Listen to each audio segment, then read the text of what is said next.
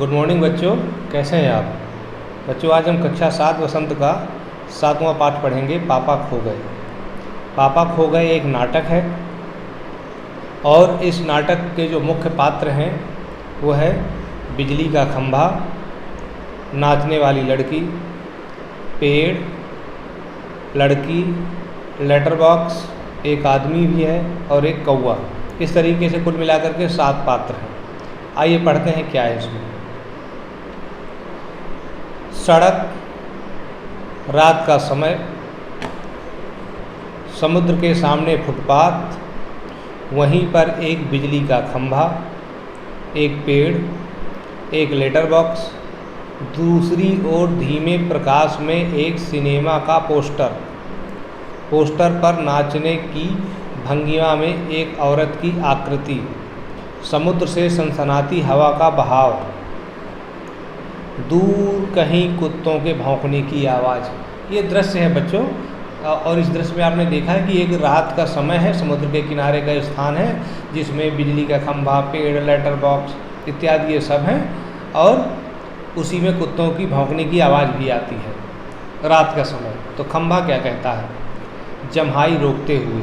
जम्हाई जानते हो ना, नींद के समय जब लोग जम्हाई लेते हैं, तो जम्हाई रोकते हुए राम राम राम, रात बहुत हो गई है। तो पेड़ क्या कहता है? आजकल की रातें कैसी हैं, जल्दी बीतने में ही नहीं आती हैं। तो खंभा कहता है दिन तो कैसे न कैसे हड़बड़ी में बीत जाता है पेड़, लेकिन रात को बड़ी बोरियत होती है। देखा बच्चों आपने, पेड़ कहता है रात में बड़ी बोरियत होती है। तो खंभा फिर क्या कहता है? खंभा कहता है तब भी बरसात की रातों से तो ये रातें कहीं अच्छी हैं पेड़ राजा। बरसात की रातों में तो रात भर भीगते रहो, बादलों से आने वाले पानी की मार खाते रहो, तेज़ हवाओं में भी बल्ब को कसकर पकड़े बराबर एक टांग पर खड़े रहो। बिल्कुल अच्छा नहीं लगता। उस वक्त लगता है कि इससे तो अच्छा था न होता बिजली के खंभे का जन्म, बल्ब फेंक तब कहीं दूर भाग जाने का जी होता है। तो बच्चों ये बताइए, खंभे ने किन रातों को अच्छा कहा? बिल्कुल, जो इस समय उनकी रातें थीं, ठंडी की रातें, वो ज़्यादा उनको अच्छी लग रही हैं, और बरसात की रातें खंभे को बहुत बुरी लगती थीं, क्योंकि उसे तेज़ हवाओं से, बारिश से, बादलों से बड़ा डर लगता था, और कहता था एक टांग पे खड़े रहना है और भागने का मन करता है। बहरहाल आगे क्या होता है देखते हैं।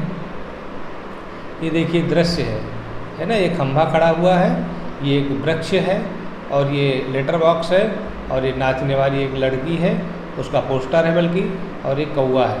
देखते हैं, और ये नीचे दर्शक बैठे हुए हैं। अब आगे, पेड़, मुझ पर भी एक रात आसमान से गड़गड़ाती बिजली आकर पड़ी थी। अरे बाप रे, वो बिजली थी या आफत? याद आते ही अब भी दिल धक धक करने लगता है। और बिजली जहाँ गिरी थी वहाँ खड्डा कितना गहरा पड़ गया था खंभे महाराज। अब जब कभी बारिश होती है तो मुझे उस रात की याद हो आती है, अंग थर थर काँपने लगता है। देखिए, पेड़ ने एक घटना बताई जिसमें उसके ऊपर बिजली गिर गई थी, गाज गिर गई थी। तो खंभा कहता है मेरी तबीयत ही लोहे की है जो मैं बीमार नहीं पड़ता, वरना कोई भी इस तरह बारिश ठंडी धूप में खड़ा रहे तो ज़रूर बीमार पड़ जाएगा या नहीं। कितने दिन बीत गए, कितनी रातें, लेकिन मैं बराबर इसी तरह खड़ा हूँ, लंबी ठंडी सांस छोड़कर। चुंगी की ये नौकरी भी कोई नौकरी है? मतलब खंभे को अपना ये काम अच्छा नहीं लग रहा है कि फालतू खड़ा रहना, इससे क्या मिलने वाला है अपने को। फिर क्या हुआ? पेड़, अपने पत्तों का कोट पहनकर मुझे सर्दी, बारिश या धूप में उतनी तकलीफ़ नहीं होती, तो भी तुमसे बहुत पहले का खड़ा हूँ मैं यहाँ। यही मेरा जन्म हुआ है, इसी जगह। तब सब कुछ कितना अलग था, यहाँ वहाँ के वे सब ऊंचे ऊंचे घर नहीं थे तब, यह सड़क भी नहीं थी, वह सिनेमा का बड़ा सा पोस्टर और उसमें नाचने वाली औरत भी तब नहीं थी। सिर्फ सामने का यह समुद्र था। बहुत अकेलापन महसूस होता था। तुम्हें जब यहाँ लाकर खड़ा किया तो सोचा चलो कोई साथी तो मिला, इतना ही सही, लेकिन वो भी कहाँ। तुम शुरू में मुझसे बोलने को ही तैयार नहीं थे। मैंने बहुत बार कोशिश की, पर तुम्हारी अकड़ जहाँ थी वहीं कायम। बाद में मैंने भी सोच लिया, इसकी नाक इतनी ऊंची है तो रहने दो। मैंने भी कभी आवाज़ नहीं लगाई। हाँ, अपना भी स्वभाव जरा ऐसा ही है।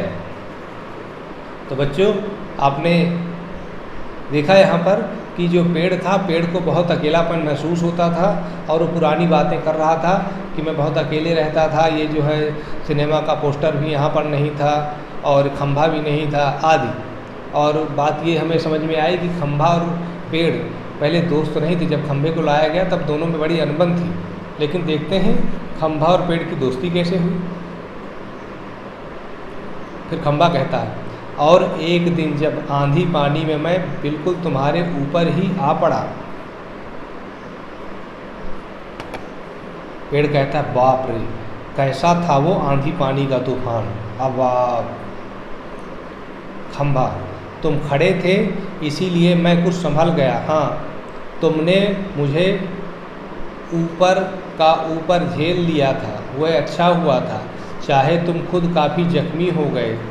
बाद में मेरा गरूर भी झड़ गया और अपनी दोस्ती हो गई। तो बच्चों, आपने समझा कि एक आंधी में खंभा पेड़ के ऊपर गिर गया था और ज़मीन पर गिरने से पेड़ ने खंभे को बचा लिया था। तभी से इन दोनों का की दोस्ती हो गई और उसी दिन से खंभे का गरूर भी झड़ गया था। गरूर माने घमंड, गर्व जिसको आप बोलते हैं। पेड़ कहता है, पेड़ हवा आज भी बहुत है। अब देखिए क्या है, दोनों चुप। हवा की आवाज़, कुत्ते का भौंकना, पोस्टर पर बनी नाचने वाली औरत टेढ़ी हो जाती है, उसके घुंघरू बजते हैं, वह फिर पहले की तरह स्थिर हो जाती है। लेटर बॉक्स किसी दोहे का एक चरण गुनगुनाता है और रुक जाता है। देखिए, अब ये दृश्य है जिसमें घुंघरू बजते हैं नाचने वाली औरत के और लेटर बॉक्स भी दोहे का चरण गुनगुनाता है। अब एक तीसरा पात्र, कौवा, पेड़ के पीछे से झांक कर, काँव, रात है जो रात के वक्त इतनी मीठी आवाज़ें लगाकर मेरी नींद खराब करता है, जरा भर चैन इन्हें नहीं है।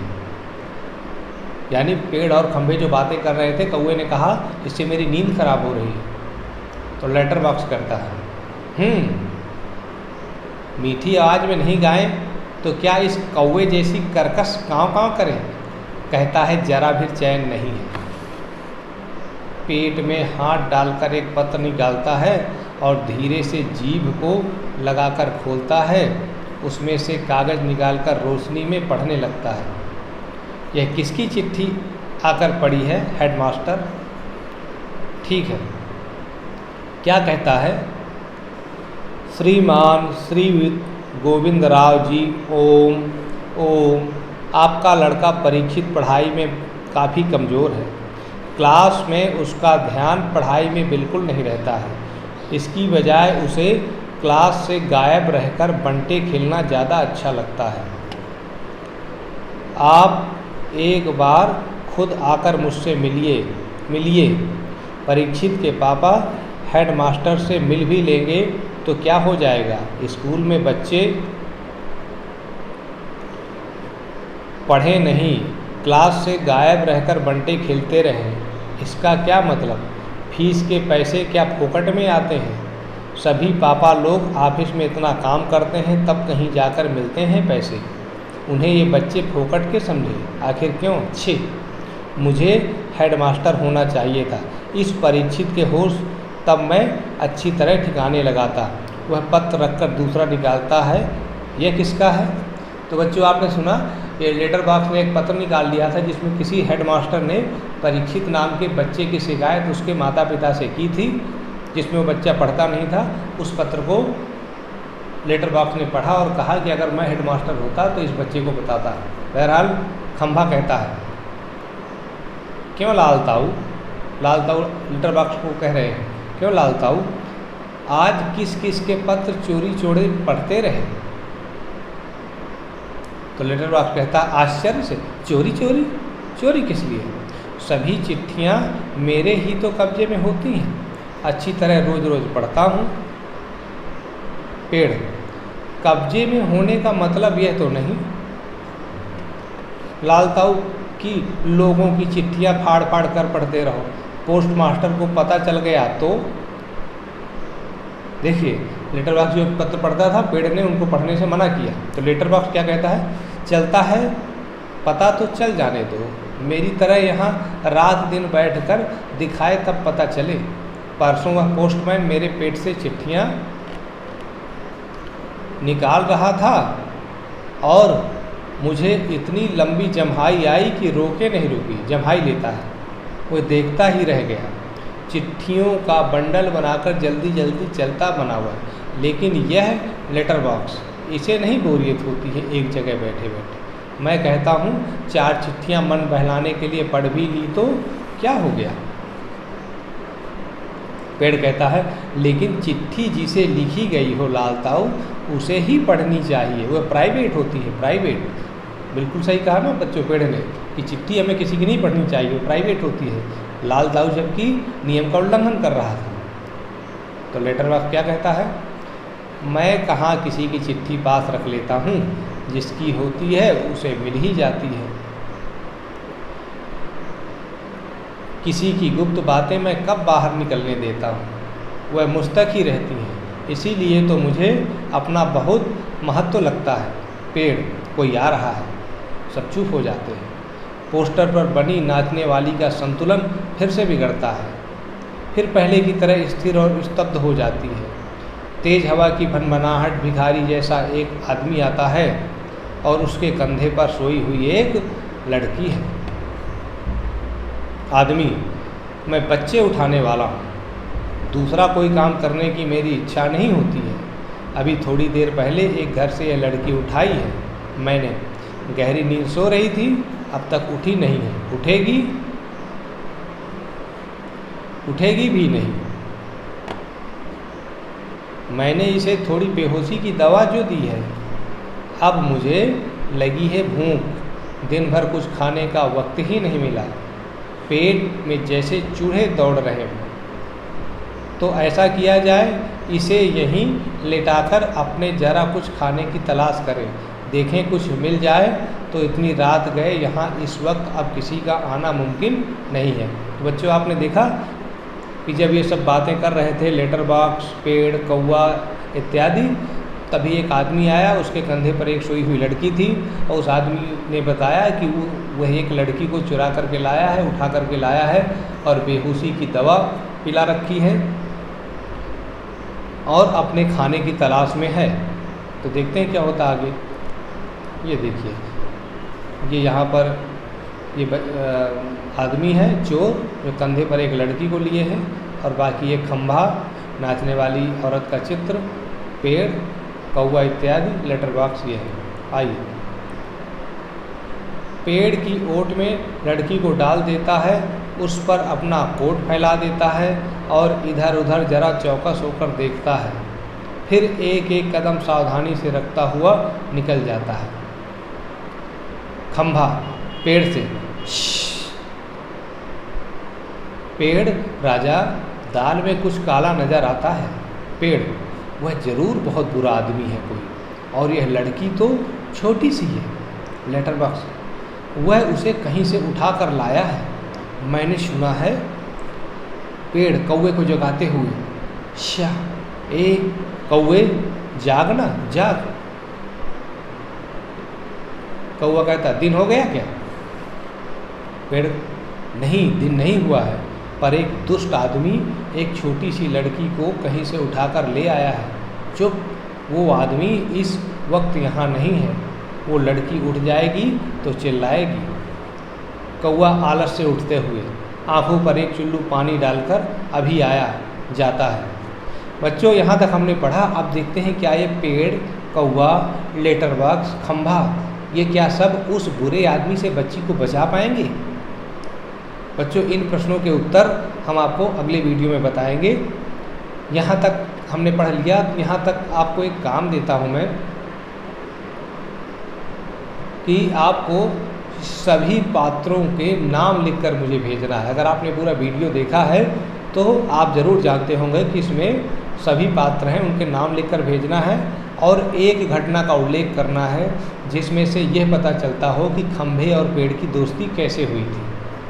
खंभे और पेड़ की दोस्ती कैसे हुई थी, इन 2 प्रश्नों के उत्तर लिखना है। एक तो सभी पात्रों के नाम, दूसरा खंभे और पेड़ की दोस्ती कैसी हुई थी, ये लिखकर आप भेजेंगे तो मुझे पता चलेगा कि आपकी समझ में थोड़ा सा ये पाठ आया है। बस इसको आपको फेयर में अभी नहीं करना है, रफ में करके भेजिएगा। फेयर वाले प्रश्नों के उत्तर हम आपको बाद में बताएंगे। तो आज के इस वीडियो के लिए इतना ही, शेष अगले वीडियो में बताएंगे। इस वीडियो को आपने देखा इसके लिए आपका बहुत बहुत धन्यवाद।